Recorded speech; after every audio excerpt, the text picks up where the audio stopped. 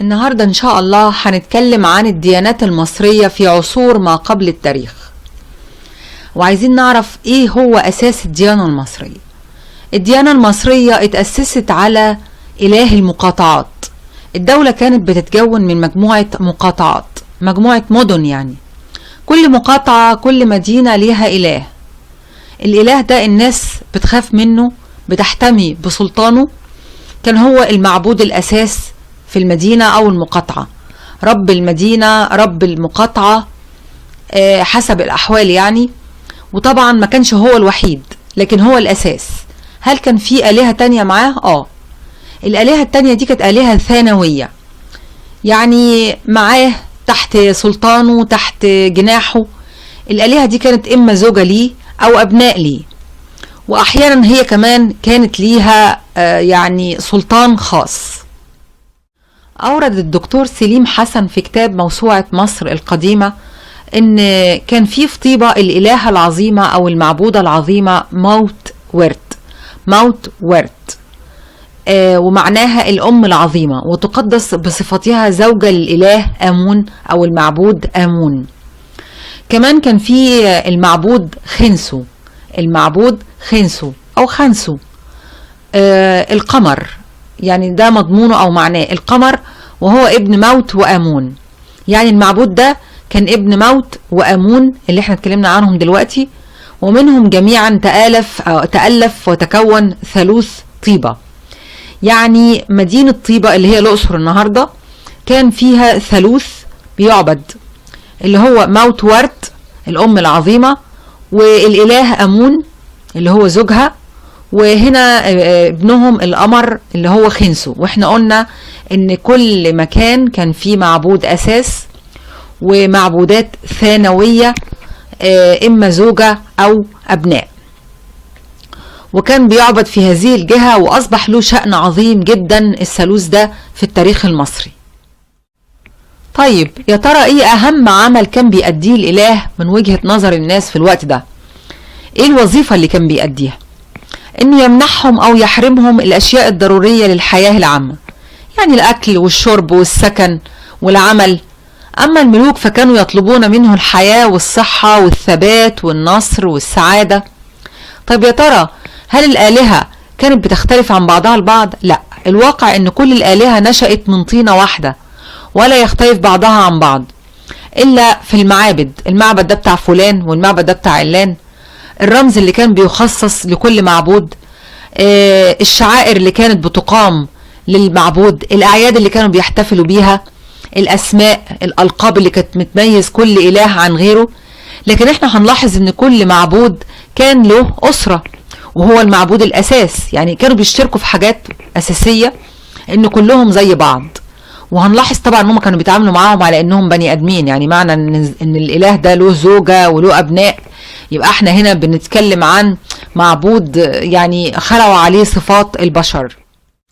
على اي اساس كان بيتم اختيار اسم المعبود؟ على اساس ارتباطه بالمقاطعة او اساس المعنى. يعني في عندنا مثلا معبودة في منطقة نخب، في مدينة نخب في الجنوب في الوجه القبلي. المعبودة دي كان اسمها نخبت، نسبة إلى نخب اللي هي أنثى النسر. وكان في المعبود حرشف، وده كان معناه الذي على بحيرته إله خالق. ده كان على هيئة الكبش. يعني اختيار اسم المعبود كان بيتبع حاجة من اتنين، يا إما ارتباطه بالمقاطعة اللي بيعبد فيها، يا إما ارتباطه بالمعنى. انفصلت المعبودات المصرية عن عالم الأشباح والأرواح والجن. يعني المعبودات كانت كائنات معينة معروفة، كل واحد منها كان له شكل معين، له صفات معينة. أما عالم الأرواح والأشباح فده كان عالم تاني خالص، كان دوره بيبرز في السحر، وكان له تأثير خطير جدا في العقائد الدينية في كل عصور التاريخ في البلاد المصرية، لكنه كان مرتبط بفكرة السحر. كانوا بيعتقدوا ان المعبود روحه بتتقمص بعض الحيوانات، بعض الطيور، بيتخذ احيانا بعض الاشجار مأوى ليه. من هنا جت فكرة عبادة بعض الحيوانات وبعض الطيور والأشجار كمان اللي هي كانت مأوى لبعض المعبودات.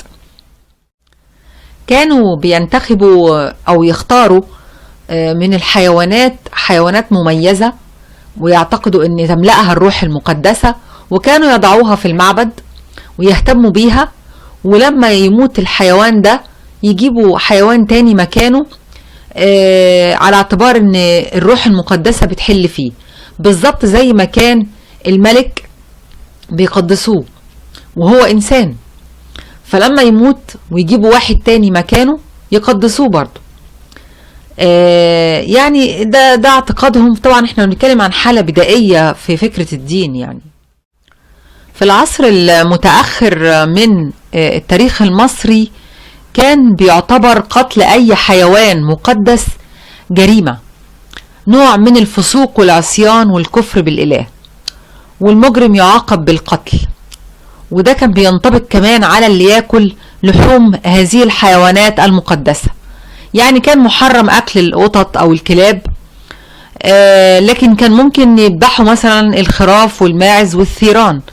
أما البقرة اللي هي كانت بتدر اللبن فكان محرم ذبحها، وطبعا ده موجود في الهند دلوقتي. يعني ايه هي العناصر اللي كان بيتكون منها الإله والإنسان؟ هما كان بالنسبة لهم الاتنين بيتكونوا من حاجتين، ما كانش فيه اختلاف يعني بالنسبة لهم. العناصر دي كانوا عنصرين، عنصر على شكل طائر اسمه باء، وهو عنصر حي يسكن الجسم مدى الحياة.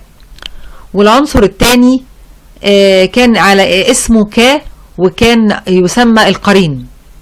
بيمثلوا المصريين على هيئة ذراعين مرفوعين، وكانت وظيفة القرين ده انه يمد الجسم المادي بالحياة والقوة ويقف خلفه ليحميه بعد الموت. وكان من الضروري وجوده مع الإنسان في قبره، وإلا مات أبديا، يعني ما يبقاش عنده عالم آخر أو حياة آخرة. يعني احنا بنميز هنا بين أمرين، بين القرين كا وبين الروح با. الأول يسكن مع الجسم في القبر ويمنحه الحياة بالقرابين التي يقدمها أهل المتوفى له عن طريق الكاهن خادم القرين. أما الباء فهي الروح التي تصعد إلى السماء بعد وفاة الإنسان، وعشان كده مثلوها بشكل الطائر. يعني سبحان الله، روح مادية وروح نورانية أخرى تطير إلى السماء. إيه اللي كانت بتختلف فيه المعبودات عن البني آدمين أو عن الإنسان؟ إن الآلهة كانت يمكنها في كل لحظة أن تترك الجسم الذي تسكن فيه وتنتقل إلى جسم آخر كما تريد، لأنها لم تكن عرضة للموت. ونستثني من ذلك المعبود أوزير. وفي إمكان المعبود أن يوجد في كل مكان يريد أن يشعر فيه بقربه أو بقوته، ولذلك يمكنه أن يتقمص أشياء مختلفة تماما في وقت واحد. يعني يتقمص مجموعة أشياء مختلفة في وقت واحد، فيسكن الحيوانات والأحجار والأوتاد من الخشب مثلا. طب ايه السبب بقى ان هو يقدر يتقمص مجموعة من الاشياء المختلفة في وقت واحد؟ لانه على حسب قول المصريين واعتقادهم كان له عدد عظيم من القرائن وعدد عظيم من الارواح. احنا قلنا ان القرين اسمه كا والروح اسمها با، فلما نقول عدد من القرائن هنا هنتكلم عن جمع، فيبقى اسمها كاو، والارواح هتبقى باو. فده هو السبب في ان الاله يقدر يتقمص اكتر من حاجة في وقت واحد. لكن ده ما ينفيش ان برضو المعبود كان معرض انه يتسحر، والسحر ده يتم بواسطة تعاويذ معينة، فيصبح المعبود ده لا حول له ولا قوة.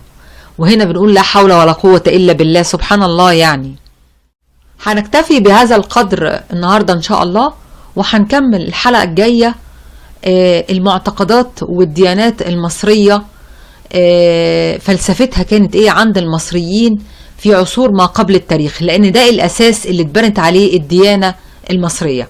والدين يعتبر شيء مهم جدا جدا في مصر يا جماعة. هنكتفي بكده واترككم في امان الله.